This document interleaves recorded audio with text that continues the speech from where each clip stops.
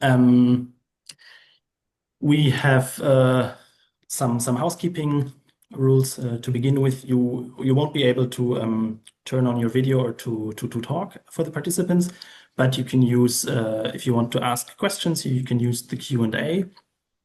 And there is also a chat, but please use the chat only in case you have any other comments or any other interventions. Please use the Q&A for the questions, because this way we can keep it separate, and then I will ask the questions to the panelists after the presentations, or the panelists might read them themselves. But yeah, so that's the way of asking questions. We'll wait maybe a minute or a couple of moments longer to see if there's any late arrivals. But yeah, I can already give a small introduction. This webinar is in the concept of under the ETIP Ocean, which is the European Technology and Innovation Platform for Ocean Energy. It's a large stakeholder forum with many project partners from the ocean energy, so from wave and tidal stream. And we developed a strategic research and innovation agenda for the sector that you will hear about in a moment. And this seminar is part of the work on that, which will dive a bit deeper into the question of moorings, foundations, and cablings of the development in these areas in the last years.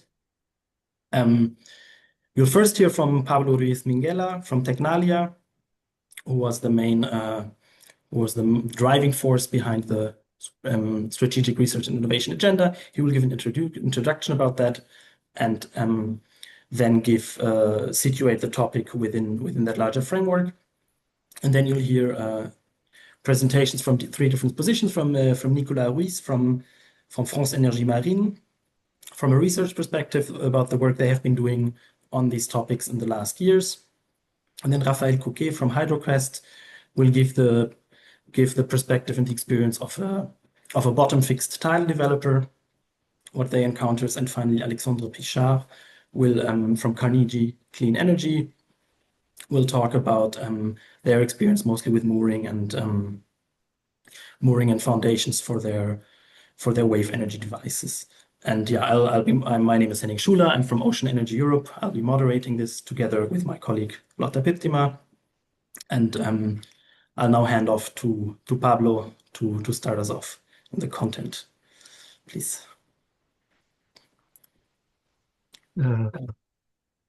I'm trying to share my screen. Thank you, Henning, for the introduction to the webinar. And what is this? Oh, okay. Can you see my screen? Yeah. Okay. So this is just a warm up of the webinar, and as Henning said, oops, what's here? We are just framing this webinar within one of the priority topics with the strategic research and innovation agenda for ocean energy.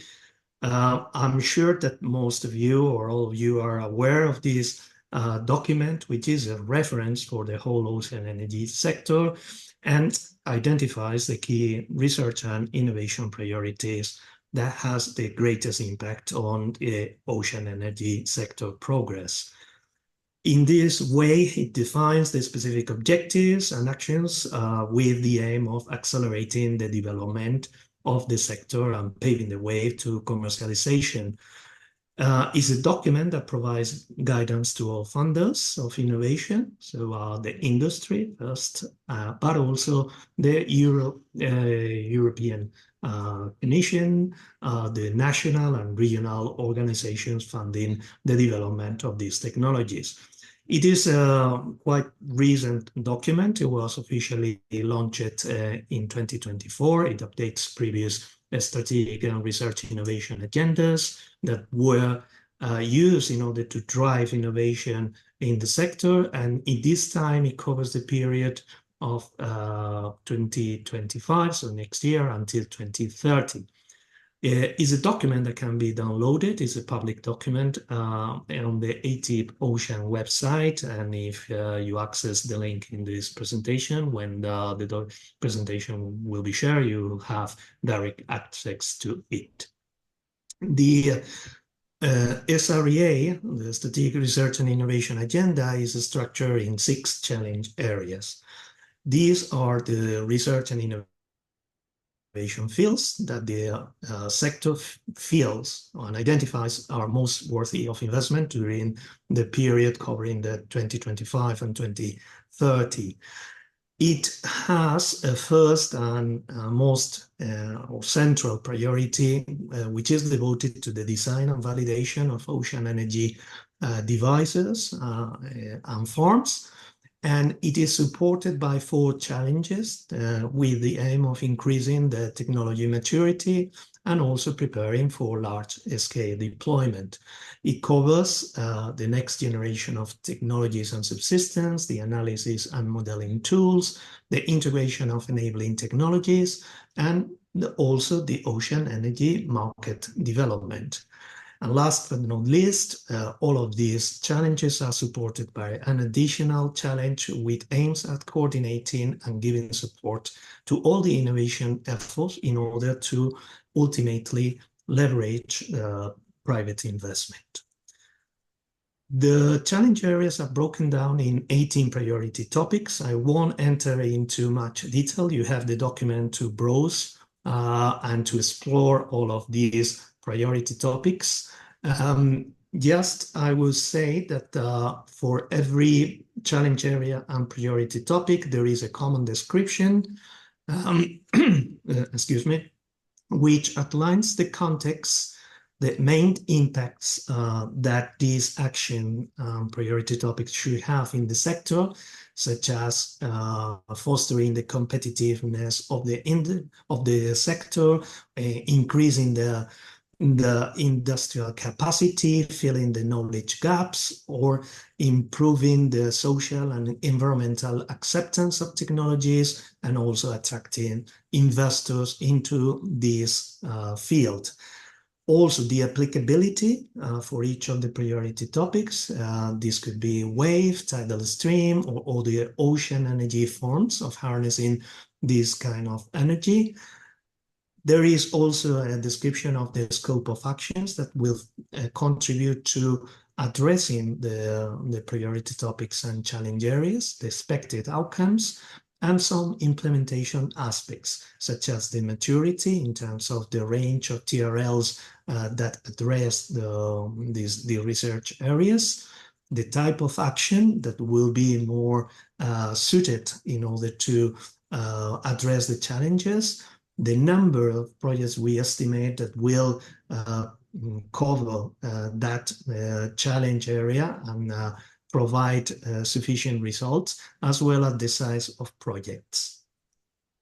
Today, we are, as Henning said, we are concentrated in one of these priority topics, which in the SREA is entitled as Advanced Mooring Foundations and Power Connections.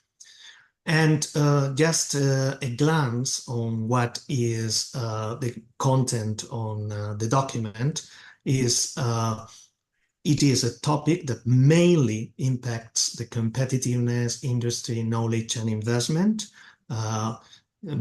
that is applicable to all forms of ocean energy technologies, which have some implementation aspects, such as the TRLs, addressing TRLs mediums to high of the technologies, 4 projects of applied research and demonstration. And we estimated that 12 projects being started in this area will be sufficient to address the challenge. With a combination of different sizes of projects, ranging from very small to large projects. In terms of the scope, these priority topics focus on solutions that may be shared by many devices, or a specific device solutions when they can be shown very high potential and impact. They can be also be floating solutions, bottom fixed, or even built on supported structures. Examples of actions, this is not a comprehensive list, but for you to have a glance of what type of projects could be funded in this under these priority topics are the design and testing of innovative solutions, some integrated station keeping solutions with power connection, electric cables and connection systems that are adapted to the hard requirements of ocean energy, and improve bottom fixes foundation and coastal defense integrated support structures, and also the standardization, the modularity and interoperability of these systems.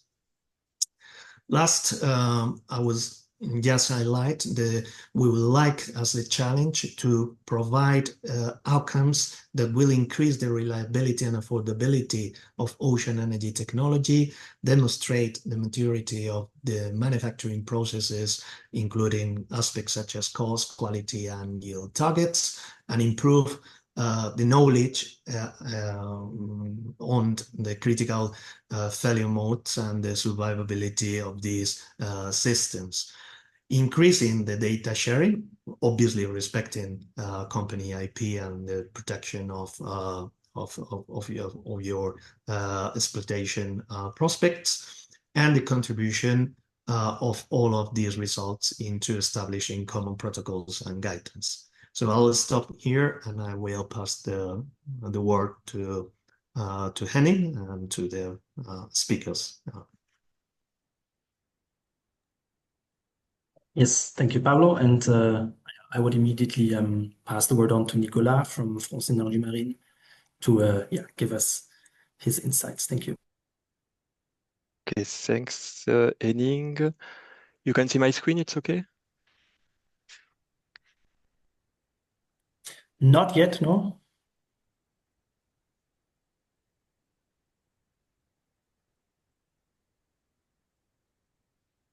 I know it's okay? Yes, now, yeah.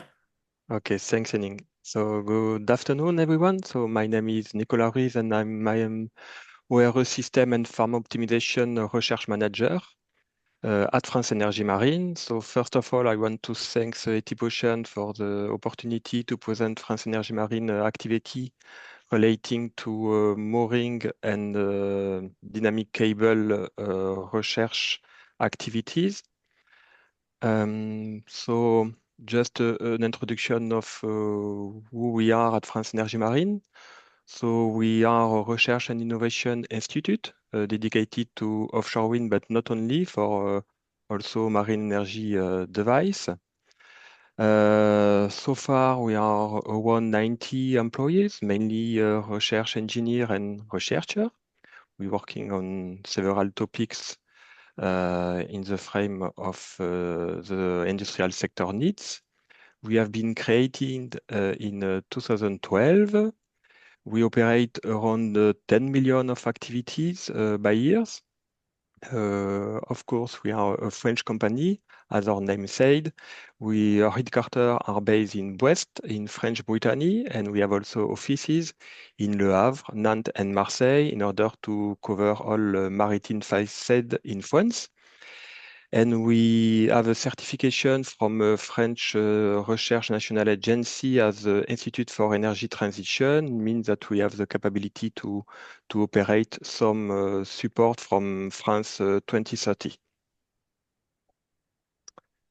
So in fact, we are an institute, so private research institute at the interface between the private and public sector. We group around 29 members from different panels, in fact, local authorities, for example, or all administrative area in France that we have a maritime facade, but also industrial sector, of course, like farm developer, project developer, energy provider, engineering company also, and French TSO. We work closely with competitiveness clusters And we have also a strong partnership with academic and research organization like École Centrale, IFREMER, and CHOM. And in our collaborative project, we've so far involved more than 200 partners worldwide because, of course, we can operate some project with other partners which are not members of France Energy Marine. So we have a pluriannual scientist and technological roadmap discussed with the French National Agency, and this roadmap is divided in 4 cross-cutting and complementary research and development programs.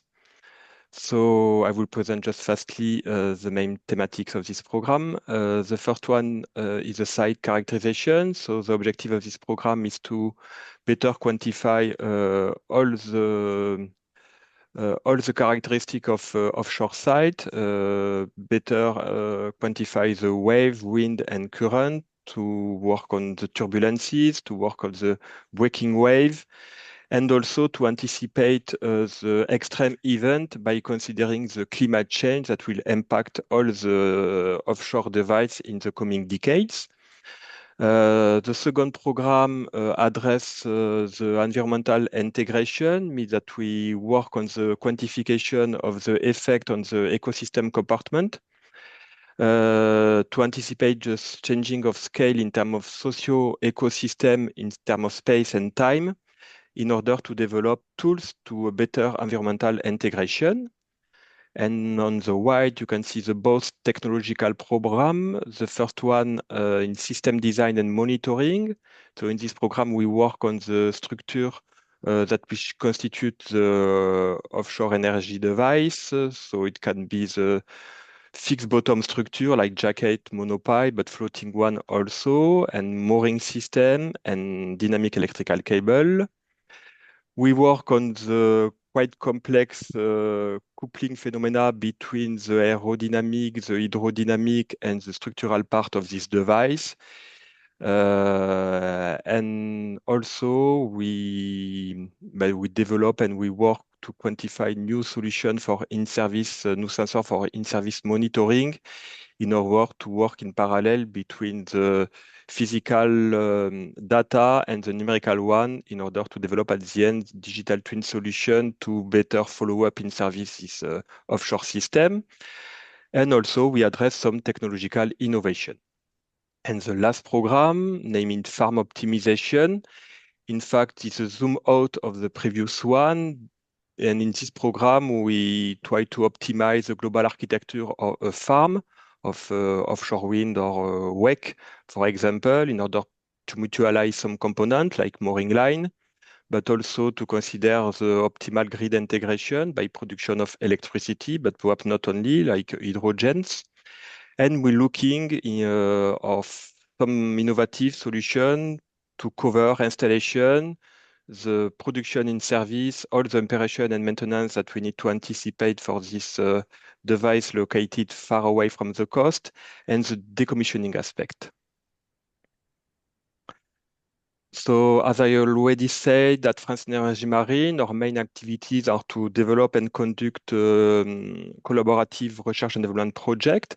So we have our own project that we set up and lead, and every year we propose with our member and in function of the industrial needs, new subject to address, but also we apply from national and European project to be member of consortium.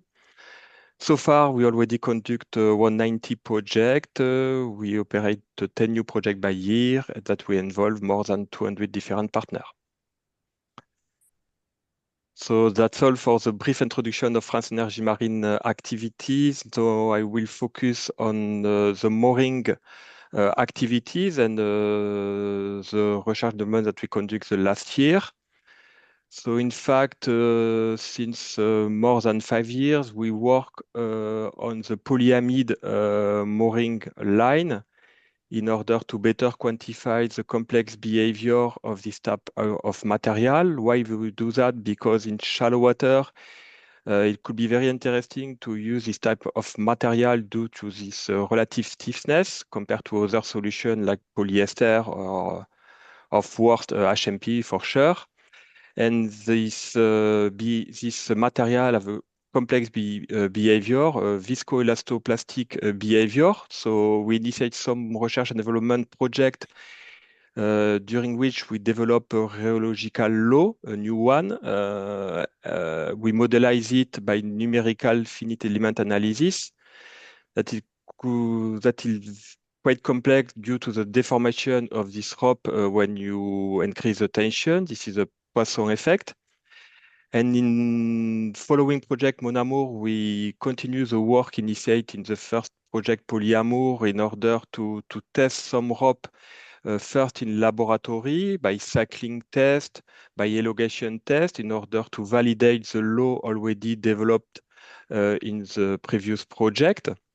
We work also on the creep, that it could be an issue for this type of material, and initiate some tests in fatigue also in order at the end to be able to quantify this type of material for permanent mooring system.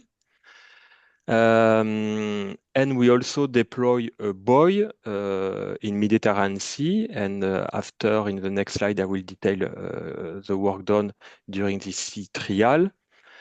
And now we currently conduct the third project, BAMOS, around this polyamide behavior and the uses for mooring system application. So the main objective of this project is to validate the mesoscale model, to continue the work initiated for fatigue prediction by using an innovative method based on the self-fitting approach with our partner. And at the end, that you want is to validate the polyamide law and to initiate some implementation in industrial software. The law is already implemented in a in-house version of DeepLine's software, but we plan in the coming months, years to implement also this new law in Moordin and OrcaFlex and perhaps CIMA. So I will show you the result of the C-trial test that we conduct on Monabiop buoy. You can see some picture here. It's a buoy that we installed in February 2023 during 1 year and a half. In fact, it was a fully instrumented buoy with motion monitoring and also wave field measurement. It was installed in Mediterranean Sea onto a Mistral test site. And the mooring was composed of 3 lines. And both of line, we have a segment of nylon, and we have also tension sensor and elongation sensor. And you can see on the both figure on the right, the result that we obtain in terms of tension and elongation when we compare the sensor measurement and the numerical model with our polyamide law that we developed during previous project. And we can see that we have a good agreement between the law developed and the sensor result. And you can see the hysteresis due to the viscous aspect clearly identified in the law. And if you compare with the dynamic stiffness like Syrup model, we are more accurate with this law. And on the figure on the right, you can see a time series. And again, you can see that the new law is more accurate than the dynamic stiffness. So means that with this type of development, we can design with more precision mooring solutions. This slide to also show you some work that we conduct on the mutualization of anchor. That can be a solution for marine renewable energy system to mutualize the anchor and in a second phase perhaps line. So again, we conduct some numerical analysis after we work on the different farm architecture and in order to extract the load at the anchor, in fact, which is cyclic and multidirectional, of course. And we apply these loads on geotechnical work package. The first one in numerical aspect, and the last one in centrifuges test, in order to validate the behavior law of the soil, in order at the end to be able to design tools for the uses of a mutualized anchor for a farm of marine renewable energy device. And just for information, we're currently looking for additional partner for the continuation of this project. So if you are interested, do not hesitate to contact me. Now I change the topics, and I will just give you an overview of the recent activities that we conduct on the dynamic cable. So this component, as you all know, is quite critical for the development of marine renewable energy device, floating one. So with Ondine and Ondine 2 project, we initiate some work in order to better modelize the behavior, hydro, mechanical, thermic, and electrical behavior of this complex component. First numerically, and after we conduct some lab tests. And in Dynamo and project, we mainly work on the sensor technology that can be able to follow in service this component in order to anticipate failure modes before the loss of the cable. And we issue a roadmap for development of future sensor technology. And in the last project, HT 20 megawatt, we go through in the qualification and test of sensor by a sea experiment. We deploy during 1 week cable in lazy wave configuration, and we test several technology like optical fiber, USB-L, sonar, that can be able to follow the global shape on the cable in order to show how we can be representative of the global behavior of the cable first, and to go after in the second phase in a local model. Okay, just for information, at the end of Dynamo project, we'll issue a recommendation for Earth monitoring of dynamic cable, so for floating offshore wind farm, but can be totally transposable to all marine renewable energy device. And that's all for me. Thank you very much for an attention, and don't hesitate to put your question in the chat, and I will reply after. Thanks. Thank you, Nicolas. I think that gave us a good overview about ongoing and recent past research projects in this field. Now to look a bit more into the application. I'll ask Raphaël to jump in and tell us a bit more about Hydroquest's experience. Thank you, Nick.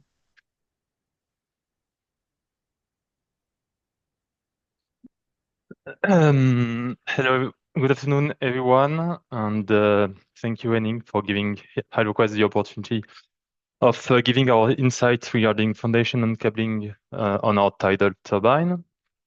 So first, I start my presentation about describing our turbine general strategy and design. So our tidal turbine is a vertical axis turbine. So we have developed for about 15 years our core concept, from some patents to now an industrial product. So the main, we have worked quite a lot on our vertical axis turbine to increase the yield and reach the same power efficiency as a horizontal axis turbine. And one of the advantage of the vertical axis turbine is also the low wake effects of this kind of turbines. Also, on tidal site, we have our concept of the advantage of being reliable by design, because we don't need any yaw or pitch system, as we don't have, because of vertical axis, to face the current or to pitch the blades. So yeah, we reduce a lot the actuative mechanism and increase the reliability of the turbine. And it's one of the main challenge of tidal is access for maintenance, and that's why we do think it's an advantage of the concept.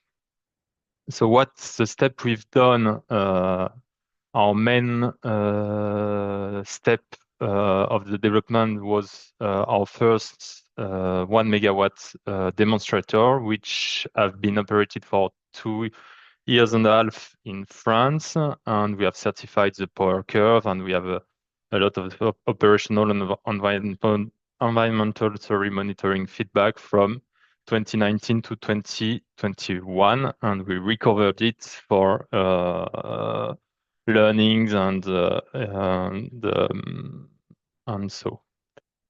so we are now developed our second generation of turbine, which is also a gravity-based foundation. So the turbine is a 2.8 megawatt unit, and we have still vertical axis turbine, 4 rotors.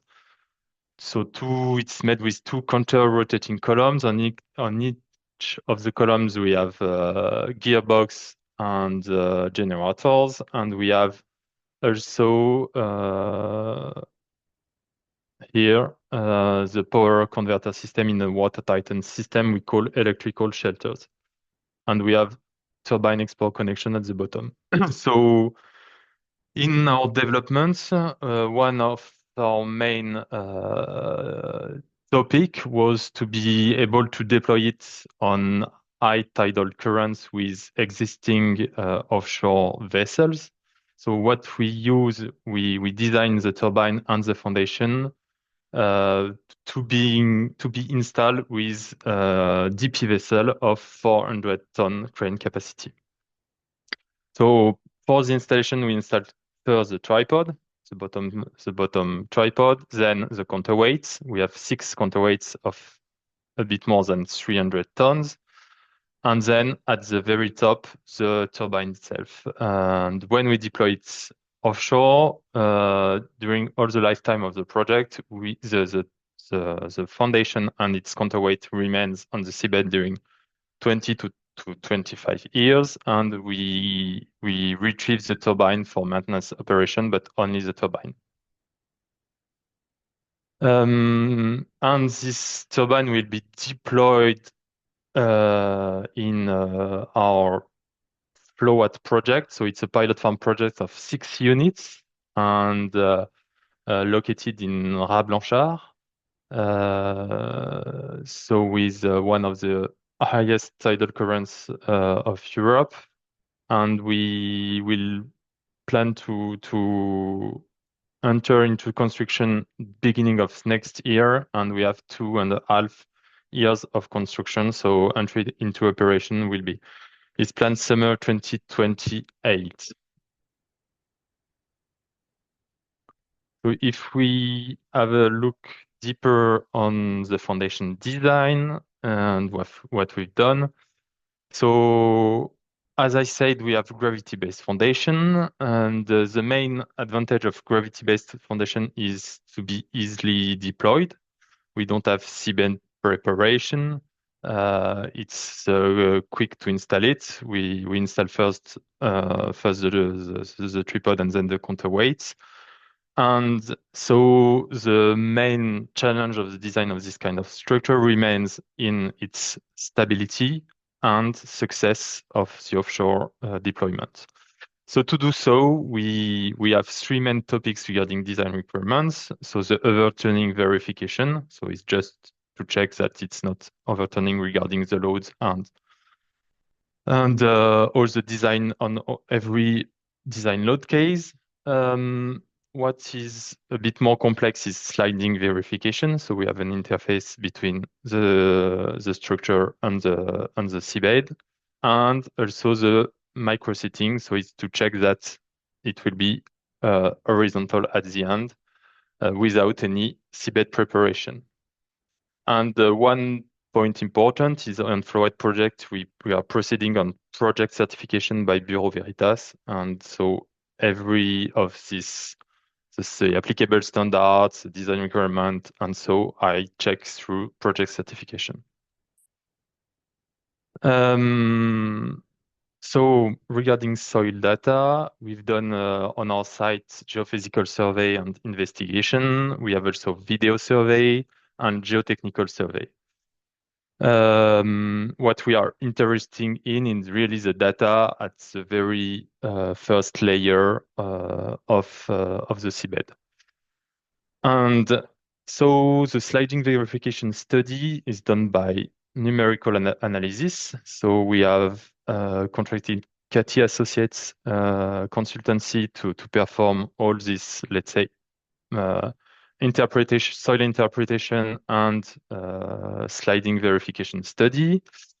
So they have done it for OceanQuest 1 project, and they are doing it for OceanQuest 2 and FlowWatt project.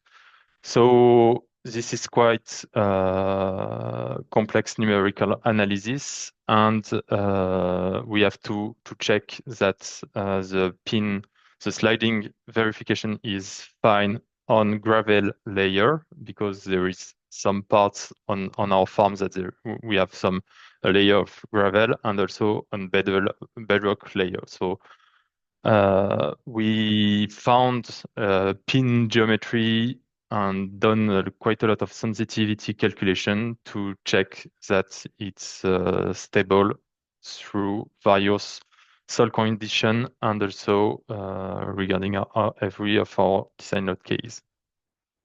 We had the first experience from OceanQuest 1 project, so it was the first design of our pin. For this first project, we had only it was a rocky seabed, and we ensured 20 centimeter of penetration on the seabed, and we measured displacement, and we measured no displacement during these 2.5 years of deployment. Regarding microseating foundation, so what we need is a very accurate bathymetry to do so and ensure no soil preparation.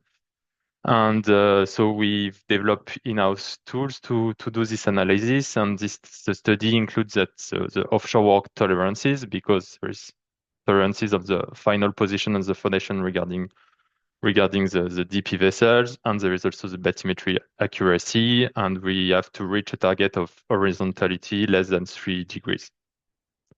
So we do 2 checks, the horizontality and also what we call the clearance, is the distance between the seabed and the bottom of the structure, and to check there is no clash at unexpected locations. So we need to ensure contact on the 3 pins and no on other part of the structure or the turbine. So we do clearance calculation and reach high margin to be sure that there is no clash. So for FlowWatt and small project, we think on a point of view that gravity-based foundation are a good solution because it's quick and easy deployments. To give you the idea, it's about 3 weeks to install the 6 foundation plus their counterweights, and there is no need of complex development. And for commercial project, we have the solution of gravity-based foundation or drilled foundation, but it will be a topic for upcoming projects.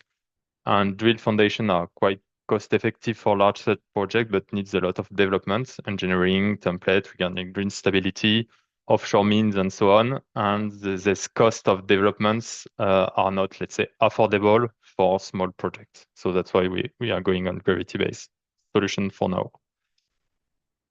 And a few words now about grid connection. I'll be quick. So what we are doing also is design it regarding existing offshore construction vessel, and also already developed connectors and cable solution. And so what we are doing is using 10 kilowatt wet mate connectors at the bottom of the turbine, And then each of the turbines are connecting with a passive hub, what we call the ILT, inline termination of the offshore export cable.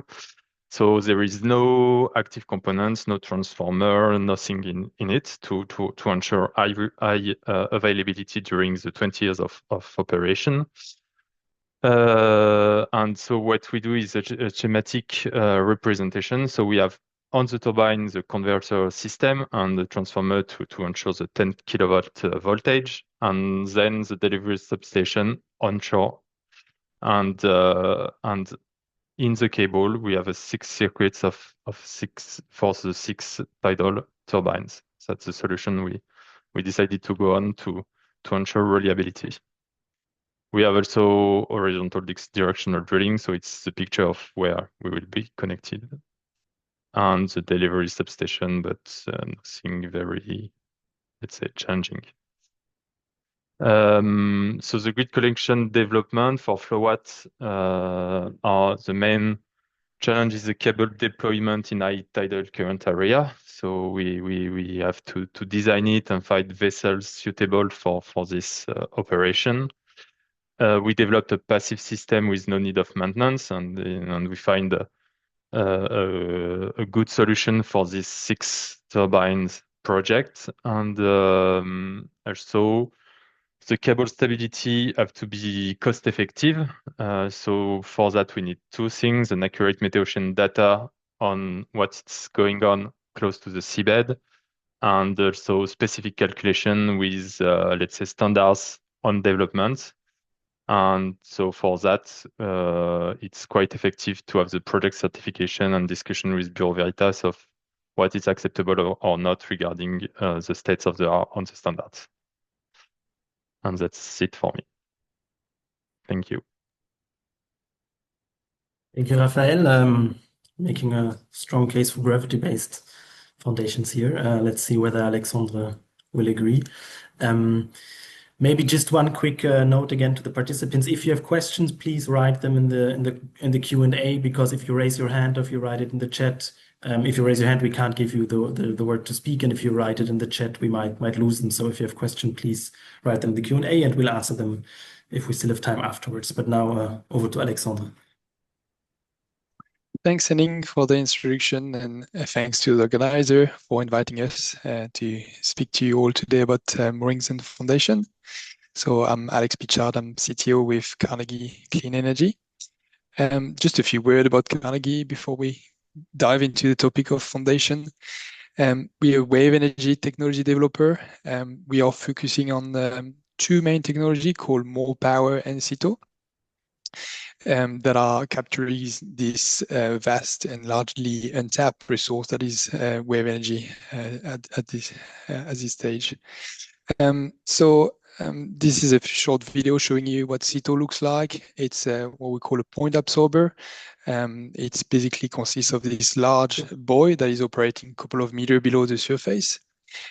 Is moored to the seabed. You can see there is 3 mooring lines, and I guess gets excited by the moving waves around and follow the orbital motion of the water particle. As it moves around like this, because it's anchored to the fixed reference point on the seabed, those mooring lines will wrap and unwrap on a rotary power takeoff. You can see that in action now, and will, I guess, activate our main drum that is coupled to an electric drivetrain, which then convert that mechanical energy into electricity that is exported back to the shore with the dynamic cable. One of the unique features of the technology is the ability to dive to survive. So when there is a big storm, we can lower the operation depth of the device to shelter from those harsh conditions experienced near the surface. But continue operating along the way and still export power. So yeah, I guess that's a quick overview of what CITO looks like. More power is, I guess, using a lot of the concept and a lot of the technology from CITO. But the idea is to reuse, I guess, an infrastructure that is operating offshore in an energetic environment and is in need of power. So there is many applications that are listed on the slide there, but one we decided to focus on to start with, at least, is the aquaculture industry. And you have an example of shown on the picture on the left, which is what we call a feeding barge that is moored near a fish farm, near some fish pen. And the main job of it is to deliver the feed to the fish. And that barge is moored all year long at the site. It's using diesel generator to push that fish pellets into the fish pen. And there is no way really to bring a cable there because it's usually quite far offshore. So the idea was to reuse, some of the components from of the power takeoff from CITO and reuse the existing, I guess, infrastructure that is there and replace some of the mooring lines to, I guess, create some of that energy and decarbonize those technology. So I guess how do we use foundation and moorings in the context of those two technologies? Let's start with the foundation topic.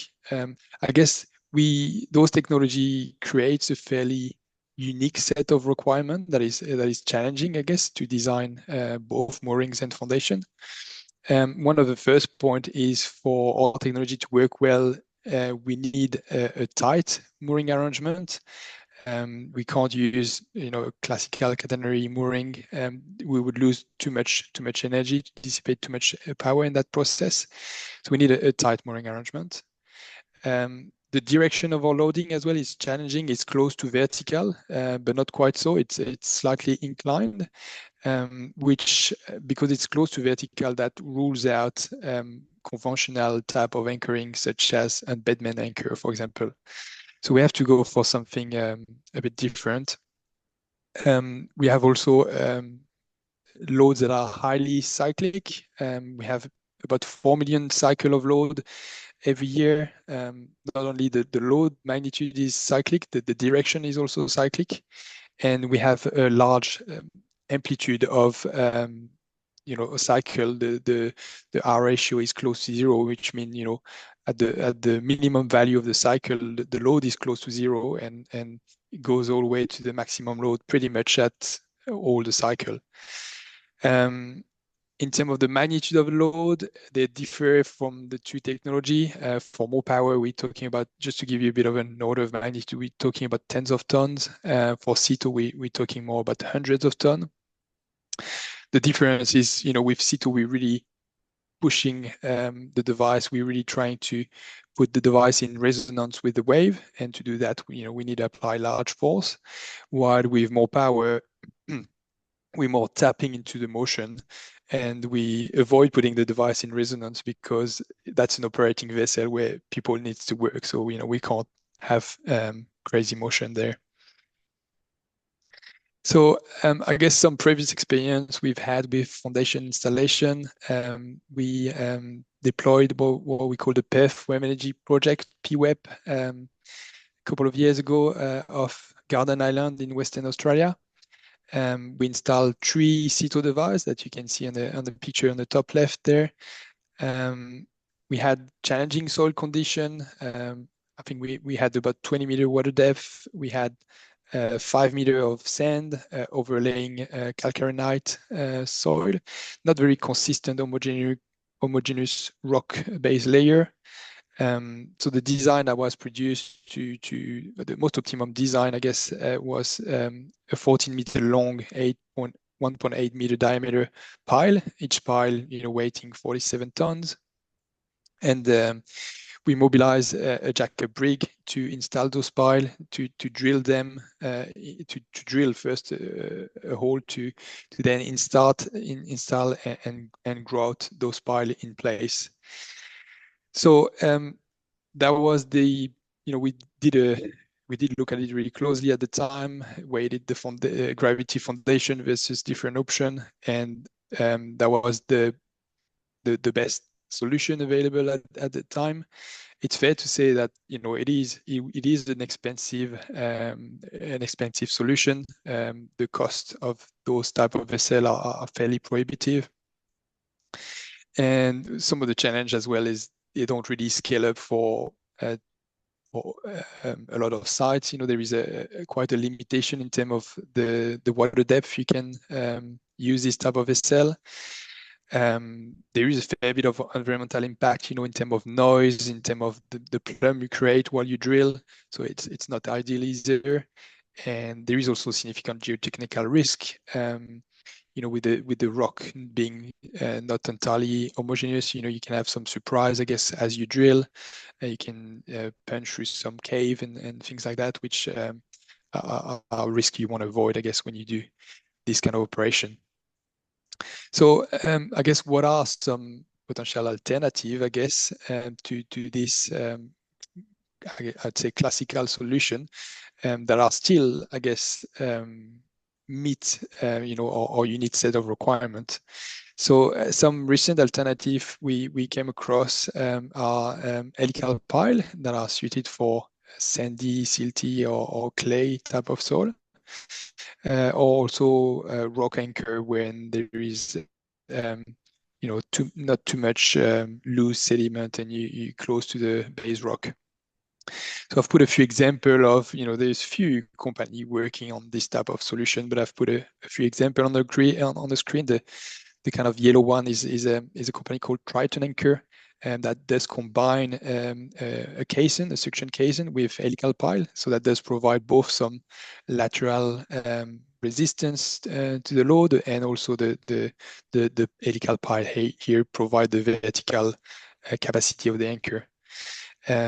On the right hand side, you see the rock anchor developed by Shotel Marine Technologies. And so those solutions, the benefit they share is that they are a recoverable solution. Once you've drilled and grouted a pile, it's really expensive, almost impossible to recover it. Those solutions are easily recoverable. The requirement on the installation vessel are quite small, so you can get away with a much smaller installation vessel. There is a lot less disturbance to the environment. Because I guess you're installing all this with a subsea rig, as you can see on the bottom right, which is the rig Shotel has developed for the rock anchor. So overall, that leads to a much cheaper solution for both the anchor itself and its installation.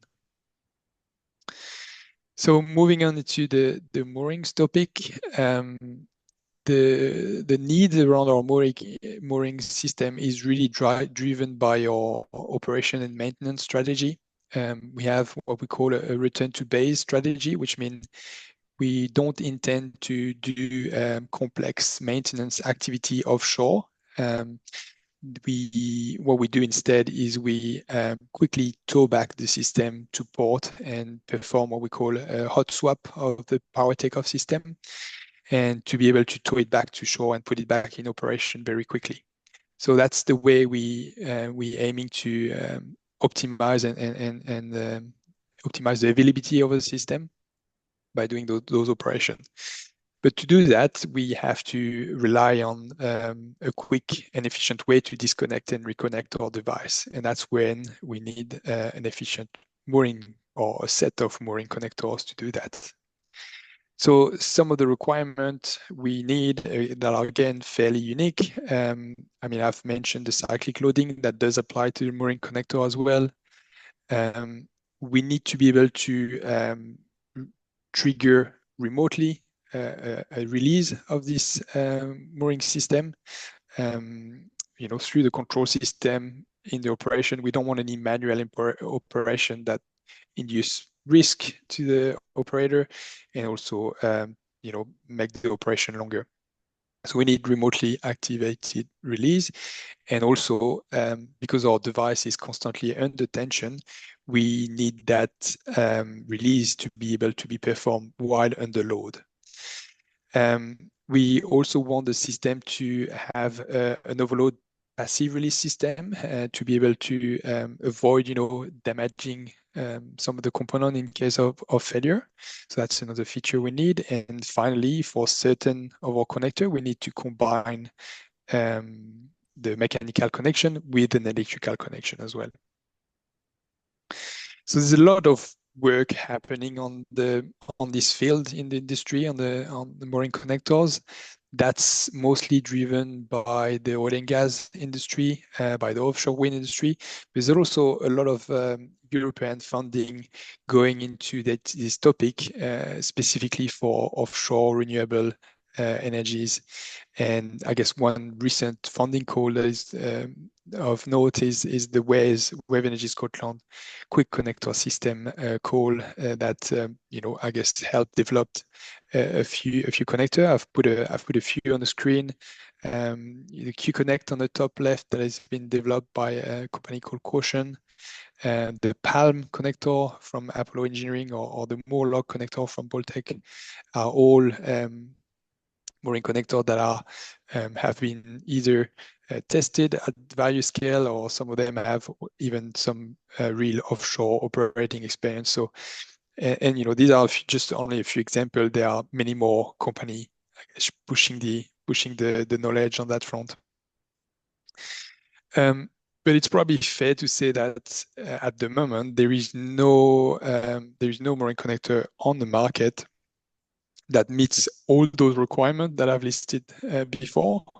Even specific subset of this requirement, it's hard to find. And so combining all of this requires still some bespoke development. And that's something we're hoping to embark very soon. We've applied to the Horizon Europe Critical Technology Call recently in collaboration with University of Braunschweig and Caution to work into a new type of mooring connector that combines some of these requirements that are, I guess, very dear to us, but I think have also good application for other developers in the sectors. So thanks everyone for your attention. Here is a few, I guess, entities that are supporting us through our various projects, both very locally. I'm based in Spain, in the Basque Country, and we're supported by EVE. We're also supported by the Spanish government, and also more broadly by the European Union and by the EuropeEV. So thank you, everyone. Please get in touch with us, connect to our channels to follow our progress, and again, happy to answer any question you might have. Thanks, everyone. Yes, thank you. Also to you, Alexandre, for the view from Carnegie. We're almost at time. I would suggest if the speakers still have a moment, we can run over a couple of minutes so that we can answer at least 2 or 3 questions that came in, if that is okay for you. So maybe I'll just start with a question by Johannes Hüfmeier, which also takes up another question that we had in the chat, which is especially for the gravity-based foundations that Raphaël, you talked about. What is the contribution of the foundation to the LCA, I guess the life cycle assessment, and the LCOE of these heavy foundations? I mean, maybe you don't want to give exact numbers, but can you give us a direction at least?